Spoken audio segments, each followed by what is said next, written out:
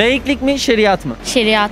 Neden şeriat? Dinime bakmayın da. Ve dünyanın birçok yerinde emperyalist sömürünün olduğu bir yerde temiz siyaset diye bir şey olamaz. Din insanın gönlündedir, kalbindedir. Müslümanlık yanlış anlaşılıyor. Yobazlık olarak düşünenler var. Tabii ki şeriatın yönetilmesini isterdim fakat Kanal Türkiye kanalımıza hoş geldiniz.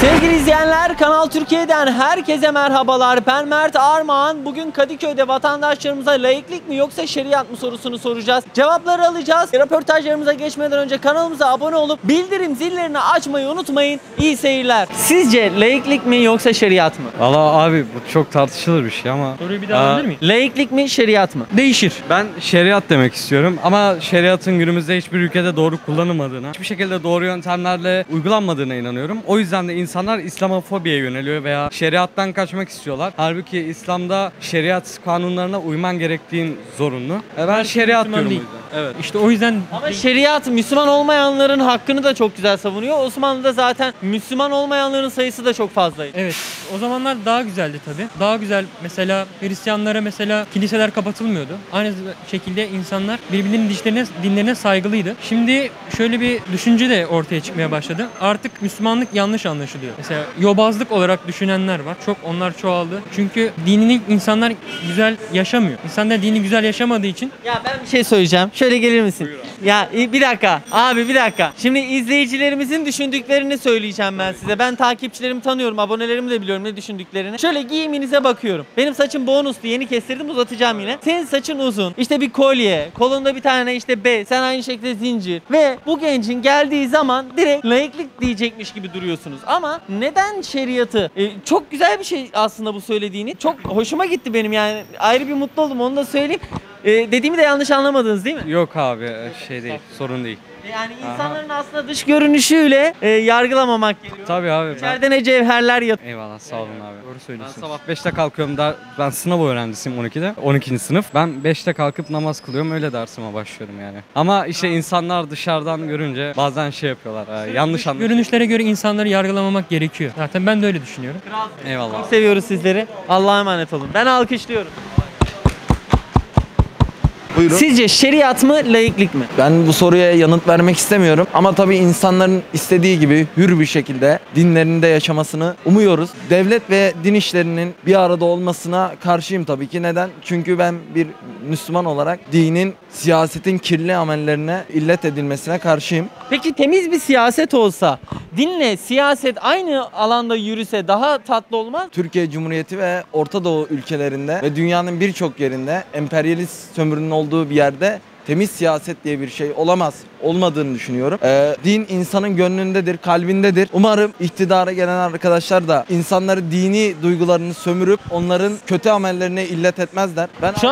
Şu andaki iktidarın kötü amelleri olduğunu mu düşünüyorsun? Ben bilmiyorum ama şu an durum hiç açık değil. Önümüzü göremiyoruz. Ben bir öğrenciyim. Şu an barınama sorunum var. Buradan devlet büyüklerimize sesleniyorum. Biz yurtsuzlar olarak 4-5 gündür parklardayız. Sıkıntı çekiyoruz. Gerçekten evim yok yani, yalan söylemiyorum. Yurdum yok, evim yok, çıkmıyor. Nerede yaşıyorsun? Şu an her gün bir yerdeyim. Bazen parkta yatıyorum. Bazen Sana nereden ulaşabilirler? benim ismim Yılmaz Çelik. Her yerden ulaşabilirim. Tamam. Eğer senin içinde bir sakıncası yoksa cep telefonu numarasını istersen ver, yetkililer arasın. Ya da istiyorsan bana ver özelde, hani bir şekilde ulaşalım sana. Bakın ben Marmara Üniversitesi'nde okuyorum. Numaramı vermek istemiyorum aslında da. Bana özelde verir misin? Hani ben en azından birkaç tanıdık olur bir şekilde sana yurt bulmaya çalışırım. Beyefendi, ben bugün aslında benim bir eleştirim bugün burada sizin elbet ki bana yurt bulabilirsiniz. Çevremiz de geniş ama ben bir öğrenciysem eğer devletimiz de beni okutmak zorunda. Benimle ilgilenmek zorunda. Ben bir Türkiye vatandaşıyım. Aynı zamanda Müslümanız da, inanıyoruz da ama hiçbir şekilde yani şu an Allah'a şükretmekten başka bir şeyimiz yok. Yurt bulalım mı bulmayalım mı? Sizden yurt istemiyorum ben. Ben yurt kendim bir şekilde kalacak yer bulurum. Ben devlet büyüklerine sesleniyorum. Devletimi ben ve arkadaşlarıma. Ben tek başıma değil. Komşusu açken yatar, ben tok yatamam. Çok teşekkürler. Eyvallah. Teşekkür ederim. Sizce laiklik mi yoksa şeriat mı? Şeriat. Neden şeriat? Dinime bakmayın da. Yani ben olsam şeriata uygun davranırdım ama nefis işte. Şu pis nefis engeller diyor.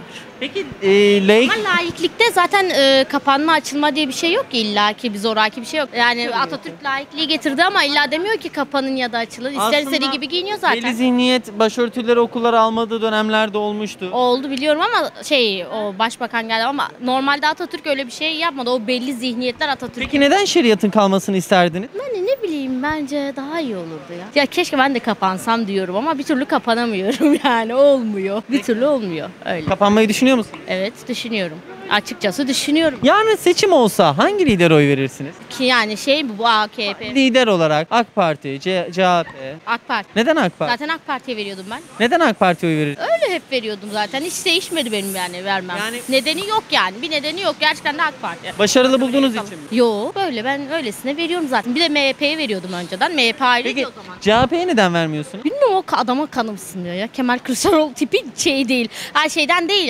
Yanlış anlamayın. Yani illa şeriat değil. Tipi biraz hoşuma gitmiyor yani. Pekala. Şimdi buradan ceza falan yemeyiz. Yok yemezsin. Yok. Yani tebrik edenler de olacak, eleştirenler de olacak ama ceza yemez. Diyecekler ki açık giyilmiş, bir de şeriat diyor değil mi? Evet, Ama onu diyecekler. O birazcık da insanın, yani doğru söylüyorsun. Nefsime hakim olamıyorum. Buradan söylüyorum yani. Bence siz nefsinize biraz hakim olun. Çocukluktan alıştırmaları lazım. Belki ben de iyice alışsaydım böyle olurdu. Alkışlayalım mı? Ben alkışlıyorum. Çok teşekkür ederim. Kendinize iyi bakın. Allah'a emanet olun. Sizce laiklik mi yoksa şeriat mı? Laiklik tabii ki. Neden laiklik? Şimdi size şöyle diyeyim, dinle devlet işlerinin birbirinden ayrılması gerekiyor. Bunun sebebi ise insanlar din sömürüsü altında birçok şeyler yapabiliyor, kötü niyetler yapabiliyor.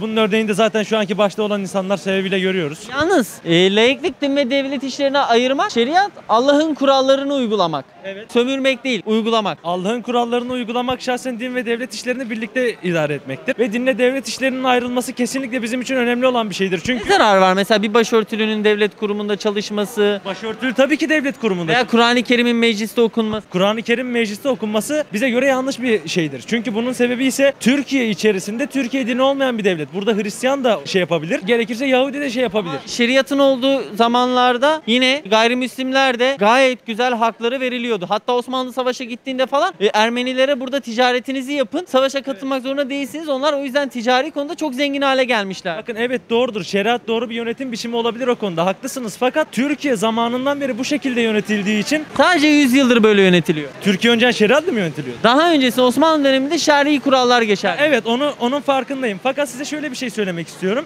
Bunu iyi niyete kullanabileceğini yeni nesilde düşünemiyorum. Ben şahsen şeriatın. O zaman şeriatı gerçekten kullanabileceğini düşünseydiniz, doğru uygulanacağını düşünseydiniz, Tabii ki şeriatın yönetilmesini isterdim. Fakat ben şu açıdan baksak, hani insanın yazmış olduğu kurallar ya laiklik. Evet. Şeriatta direkt bizi yaratanın, bizi bilenin yazmış olduğu kurallar ya.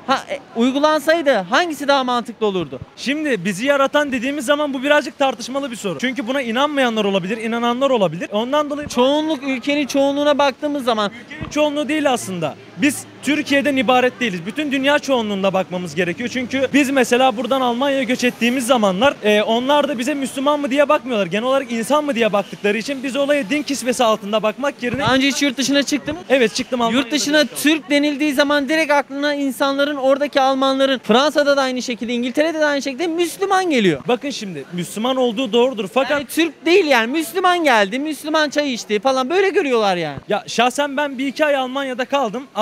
Ablam dolayısıyla ablam Almanya'da yaşıyor. Genel olarak olaya Müslümanlık yerine, ki orada biliyorsunuz tarikatlar denen olaylar da var. Dediğiniz gibi Müslümanlık meseleleri mevcut ama daha çok insana baktıklarını görüyorum. Çünkü hani kimse kimseye beraber hello falan dediği zaman Müslüman mıdır diye bakmıyorlar. Genel olarak insan olmasına bakıyorlar. Yani bahsetmek istediğim bu benim aslında. Genel olarak insan olması gereken, anladım. Çok teşekkür ederim. Rica ederim. Sağ olun. Ne demek?